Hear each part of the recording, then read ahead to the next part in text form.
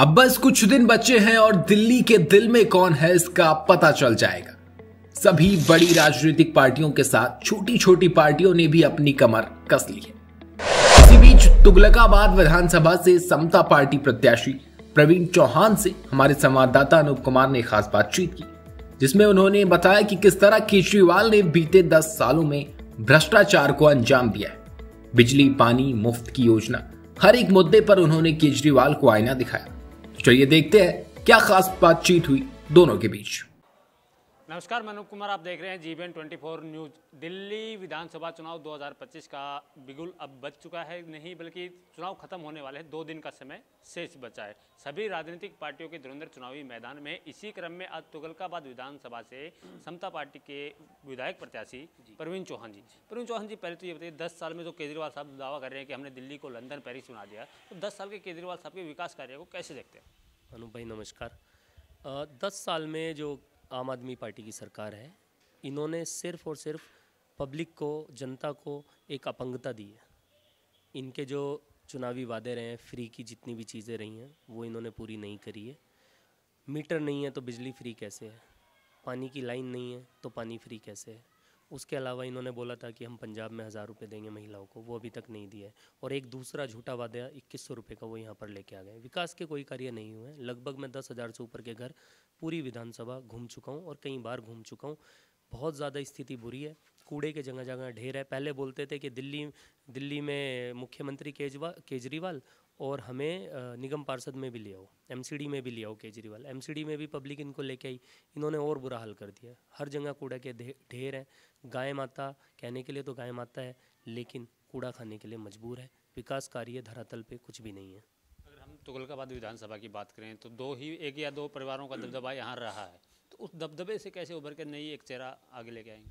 भैया देखो, बात जो है दबदबे की नहीं है। बात क्या है, तुगलकाबाद विधानसभा में लगभग 2,04,000 समथिंग वोट है, ठीक है। मेरे पूरी विधानसभा में पलादपुर में 32,000 की वोटिंग है। ये लोग यहाँ से जीत के जाते हैं और उसके बाद पूरी विधानसभा में ये ढूंढते नहीं मिलते। 10 साल आम आदमी पार्टी के विधायक रहे हैं। आप किसी भी व्यक्ति से पूछ लीजिए, अगर उनके क्षेत्र में वो 10 बार भी आए हैं तो दबदबा नहीं है।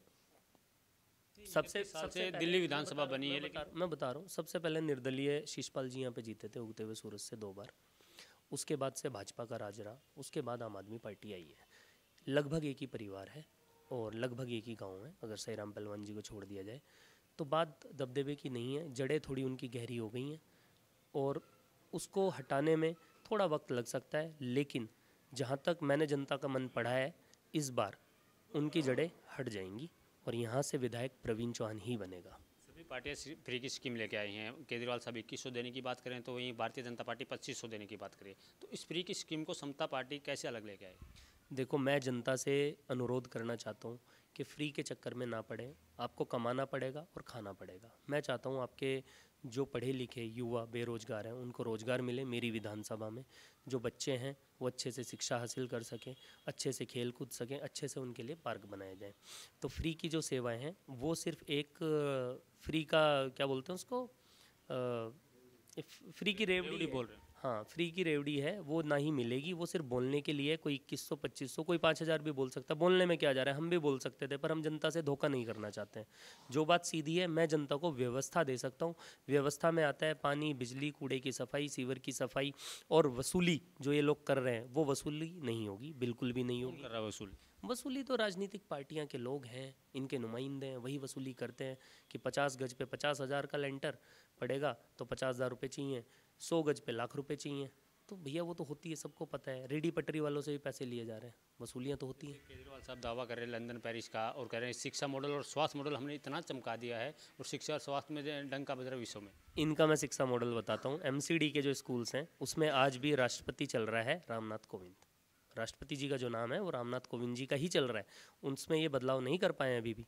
द्रौपदी मुर्मू राष्ट्रपति जी हैं, तो ये तो इनके शिक्षा का मॉडल है। और भैया मैं आपको एक बताता हूँ, आपने घर बनाया, बहुत अच्छा घर बना दिया, ठीक है, बहुत अच्छे रूम्स बना दिए, ग्रेनाइट लगा दिए, मार्बल लगा दिए, और उस घर में शांति नहीं है, तो क्या वो घर है? ऐसे ही इन्होंने स्कूलों में किया है। 2-4 कमरे बना दिए, भैया टीचर टाइम पे नहीं है, सही टीचर पढ़ाई नहीं हो रही है, एक क्लास में 60-60 बच्चे ठूस के भरे जा रहे हैं, तो कैसे पढ़ाई होगी? सरकार बच्चों के लिए सरकारी लाइब्रेरियाँ कहाँ हैं बताइए आप मुझे।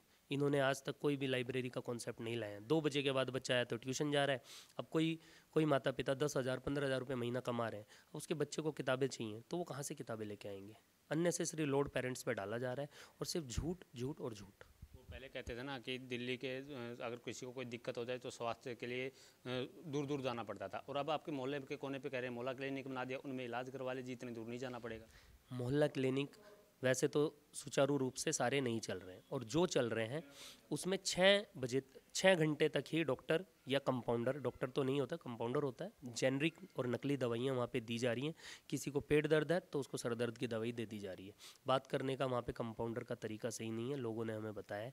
उसके अलावा भैया क्या आदमी सिर्फ 6 घंटे ही बीमार पड़ता है? अगर रात में वो बीमार पड़ जाए तो वो कहाँ जाए? संडे को मोहल्ला क्लिनिक बंद है, क्या संडे में लोग बीमार नहीं पड़ते हैं? आप बताएं। इसकी जगह हम अपने विधानसभा क्षेत्र में हर एरिए में, जैसे प्रहलादपुर में अलग, विश्वकर्मा में अलग, लाल कुएं में अलग, 50 बेड का 24 आवर इमरजेंसी नर्सिंग होम बना के देंगे, जहाँ पे बेस्ट डॉक्टर बैठेंगे। अगर किसी को रात में कोई भी दिक्कत है तो वो सबसे पहले अपने नज़दीकी इमरजेंसी नर्सिंग होम में जाएगा, वहाँ उसे प्राथमिक उपचार मिलेगा।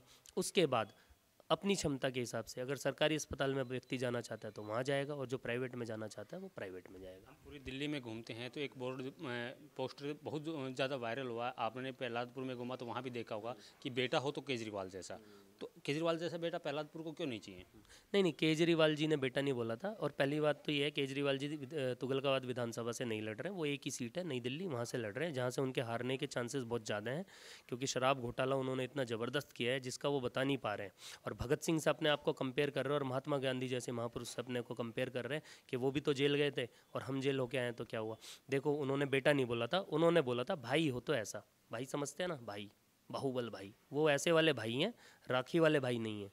बेटा हो तो ऐसा, प्रवीण भाई जैसा, ये हमने चलाया नारा। नहीं भाई, एक आप कह रहे हैं कि बाहुबली वाला भाई, वो तो कह रहे हैं कि बहनों का भाई है, बहनों को 2100 रुपये दे रहे हैं, फ्री बस दे रहे हैं, उनके बच्चों को फ्री शिक्षा दे रहे हैं, फ्री स्वास्थ्य दे रहे हैं, घर घर हर नल में पानी पहुंचा दिया, इसलिए वो अपने आप को भाई बता रहे हैं। भाई साहब, उन्होंने जो शीश महल बनाया ना, उससे वो निकल गए हैं, मुख्यमंत्री नहीं रहे हैं, नहीं तो वो उससे बाहर ही नहीं निकले हैं। उन्होंने स्थितियाँ नहीं देखी। यहाँ पे भाट कैंप है, वहाँ की एक बार बहनों से जाके मिले, सांसी कैंप है, उसके अलावा वीपी सिंह कैंप है, वहाँ की आप स्थिति देखिए, कितना कूड़ा है, कितनी गंदगी है। आप वहाँ पे, मतलब मुझे बोलना ही चाहिए पर मैं बोल देता हूँ कि आप वहाँ थूक नहीं पाएंगे, इतनी गंदगी है। और वो लोग बेचारे वहाँ पे रह रहे हैं, तो क्या क्या दिया है आपने? कुछ भी नहीं दिया। आपने सिर्फ शराब के ठेके खुलवाए हैं। माताएं बहनें कैंपों से मेरे से बोल चुकी हैं कि आप प्लीज़ इन ठेकों को हटवा दो। चेहरे बदले, सरकारें बदली, लेकिन अपना अगर फरीदाबाद के एरिया की बात करूँ, फरीदाबाद से भिड़ते हुए दिल्ली एरिया की बात करूँ, चाहे वो पुल प्रहलादपुर हो, चाहे बदरपुर हो, चाहे आपके विधानसभा क्षेत्र हो, इनको हमेशा पिछड़ा देखा गया है। चेहरे बदले हैं, पार्टियां बदली हैं, लेकिन काम इन क्षेत्रों में कभी नहीं हो पाया। इसकी कारण क्या था? पिछड़ा देखा नहीं गया है, इन्होंने पिछड़ा जानबूझ के बनाया है अपनी सत्ता पे काबिज रहने के लिए। पहले भाजपा, उसके बाद आम आदमी। अब आम आदमी के जो विधायक हैं, देखो, वो बहुत अच्छे व्यक्ति हो सकते हैं और होंगे भी, मैं मना नहीं कर रहा हूँ, बट एज उनके साथ नहीं है, वो उतना दौड़ भाग नहीं कर सकते हैं। He is older than 65 year, ठीक है। और जो लड़े जाते हैं वो मैनिफेस्टो पे लड़े जाते हैं, तो समता पार्टी का मैनिफेस्टो क्या हुआ? हमारा मैनिफेस्टो था, हमने जारी भी किया था, और उसमें हमारे पॉइंट्स हैं, वो आपको हम दिखा देंगे। आप एक दो पॉइंट जो जिससे पब्लिक एक्टिविटी हो। नहीं, मैं आपको एक दो क्या, मैं बहुत सारे पॉइंट्स बता दूँगा। जैसे बच्चों के लिए सरकारी लाइब्रेरी बनाई जाएगी, वही मैंने जैसे कि बताया, नर्सिंग होम, 50 बेड का नर्सिंग होम प्रहलादपुर, विश्वकर्मा, लालकुआं और झुग्गियों के लिए अलग प्रावधान वो बनाया जाएगा। शौचालय हर बाज़ार में बनाए जाएंगे। सीवर साफ़ करने की मशीनें लाई जाएंगी, जहाँ सीवर नहीं डले वहाँ सीवर डाले जाएंगे। उसके अलावा जो मीटर नहीं लग रहे हैं वो मीटर लगवाए जाएंगे। लोगों को जागरूक किया जाएगा कि कूड़े को कूड़ेदान में ही डालें। क्यों? क्योंकि जीतने के बाद हम उनकी चौराहे, उनकी हर गली के कोने पे mild steel with powder coated dustbin लगाने वाले हैं। गाय के लिए गौशालाएँ बनाई जाएंगी। जब जंगल काट के ये लोग कॉलोनियाँ बना सकते हैं, तो क्या जंगल काट के रिक्वेस्ट करके डीडीए या फिर फॉरेस्ट डिपार्टमेंट से गौशाला के लिए ज़मीन नहीं ली जा सकती? ली जा सकती है। इन्होंने कभी कोशिश नहीं की है। वो सारे काम हम करेंगे। उसके अलावा और भी बहुत सारे काम हैं भाई। इन्होंने तो धरातल पे कुछ देखा ही नहीं है। विधवाओं की पेंशन बंद है, जो ओल्ड एज पेंशन है वो बंद है। लोगों की दिल्ली जल बोर्ड घाटे में जा रहा है, उसकी पेंशन नहीं आ रहा है। मेरे पिताजी खुद दिल्ली जल बोर्ड में थे, 30 साल उन्होंने जल बोर्ड की सेवा करी। मेरी माताजी की पेंशन खुद आ रही है, वो भी लेट आ रही है, कभी नहीं आ रही है, कभी लेट आ रही है। आपसे एक आखिरी सवाल है, 8 तारीख को क्या होने वाला है? बदलाव होने वाला है या फिर से जैसे नारे लग रहे हैं फिर एक बार केजरीवाल सरकार, वो नारा सक्सेस होगा? 8 तारीख में तुगलकाबाद विधानसभा में प्रवीण चौहान भारी बहुमत से जीत रहे हैं और 100% जीत रहे हैं। इन लोगों के पैरों से ज़मीन खिसक जाएगी जब इन्हें पता चलेगा कि प्रवीण चौहान यहाँ से विधायक बन गए 8 तारीख को। धन्यवाद।